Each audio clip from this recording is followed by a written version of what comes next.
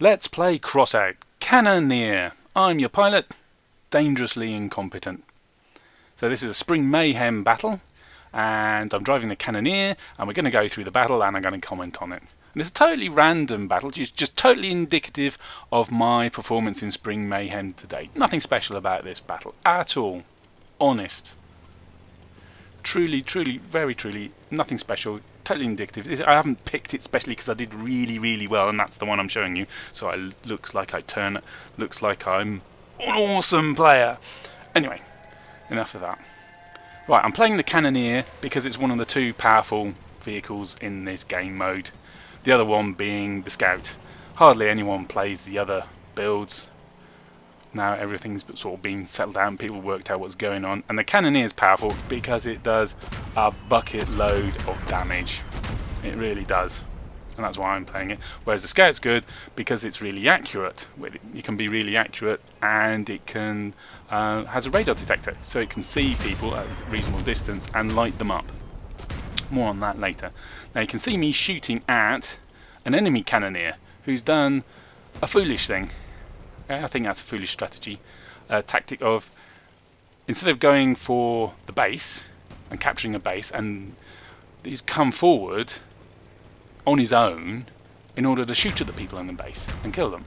Well, on the face of it, sounds a great idea because the enemy are bunched up in the base, capturing it. Easy hits for a Cannoneer, except if he does succeed in killing anyone, then he's only going to get 1 point. Because the enemy haven't captured any bases at that point, by that point in the battle, and he's out of position. So our scouts went forward and murdered him. So he got very few points. He's not scoring points because he hasn't captured A like the rest of his team. He's not getting bonus points for that capture. Yeah, it's a foolish one. Now, this sort of position is what I love. In the last sort of 30 seconds. Is great.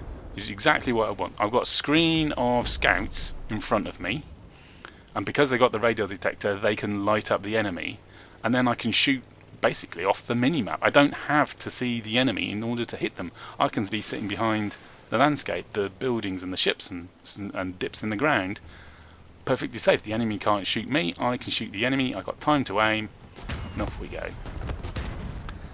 And that's how I play the Cannoneer mostly. Apart from the bits about capturing in order to get points, because points is what you need to go up the leagues.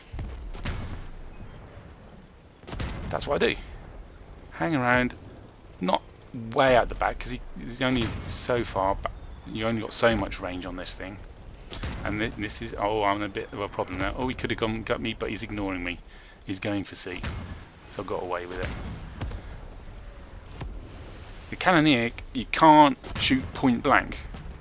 Well, there's a minimum range if you're on the level. If you're on a hill and you tip yourself up, the front up, you can actually shoot down on yourself. But otherwise, you can't hit right next to yourself. You don't want to because you're blowing yourself up. But if the enemy have got that close to you, you're stuffed. You can't shoot them.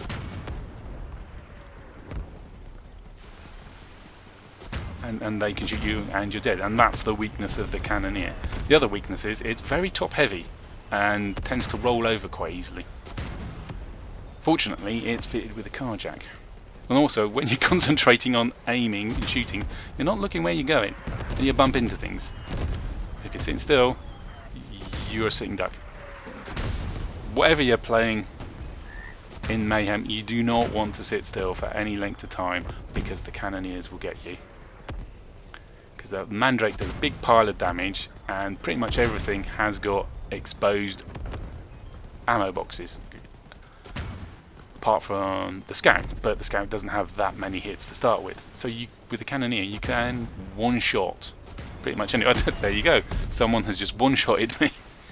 I was driving in a straight line for far too long, and now I've paid the price. Actually, what can I do? Well, I'm near C, and my mate's capturing C, so let's go try help him capture. Oh. Uh-oh. He just has the third and shoot me and I'm done for. But I've still got an ace in the hole, I can still self-destruct on him. Can I get it? Can I get near to him with my two wheels? No. Oh well, never mind. That's only one death from me, and we've got 35 points. We're winning quite comfortably. Thank you very much.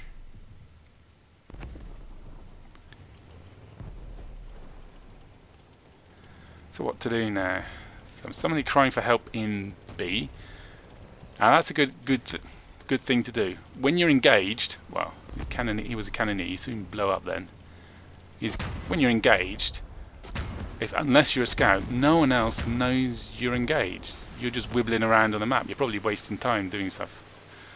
They don't know you're fighting, so hit that. Don't be afraid to hit that help button if you're engaged, if you're being attacked and you're struggling.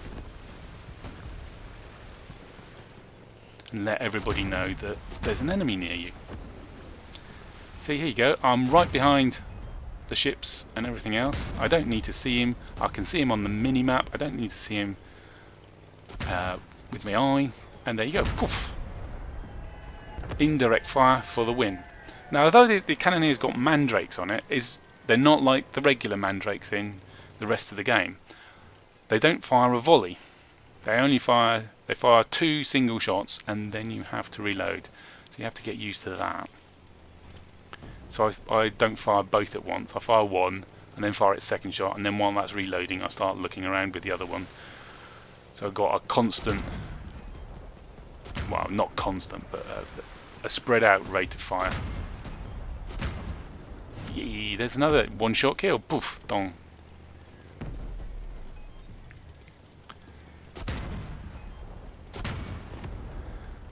Can the enemy pull it back from here? Yes, if you get overconfident. Overconfident and going for A. See, going for A is just the bad news. Because even if you do take it, you're closer to the enemy spawn. They get reinforcements far sooner than you do. And their scouts here are also making a mistake. They're out on their own. They've come even further than the closest base to the spawn. They come to the spawn in an attempt to, overwhelm the spawn and kill everyone. But it almost always ends in failure because they're not getting reinforcements and we are. So now they're gone and we're in a mob again. And we can go to C. And yes, let's all go to C, not A. Forget about A. All go to C and capture that. And if we only need like 2 more kills and we won.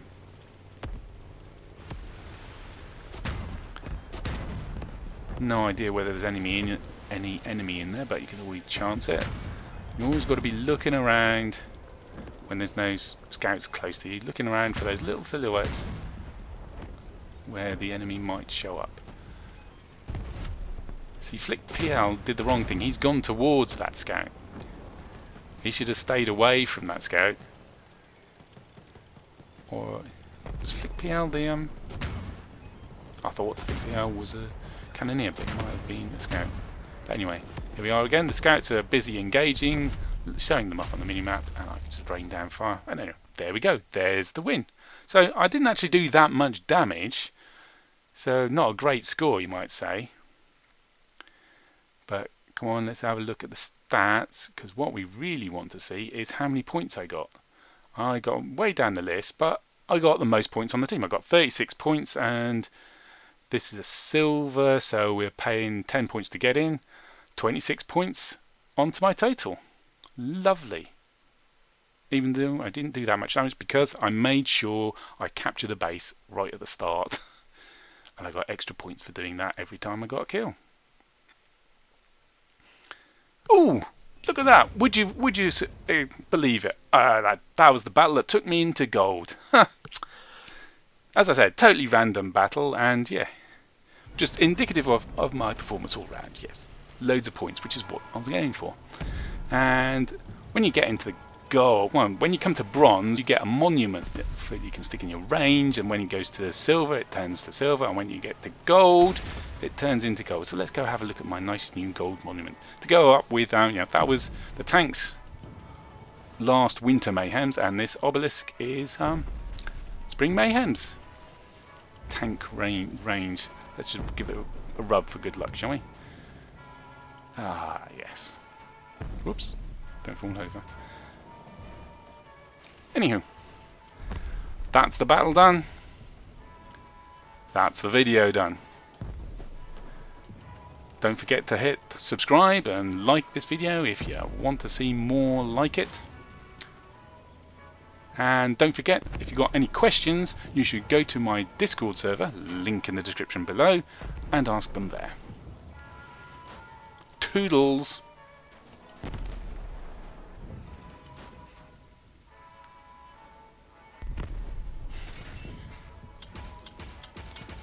Yes, my alligator demands belly rubs.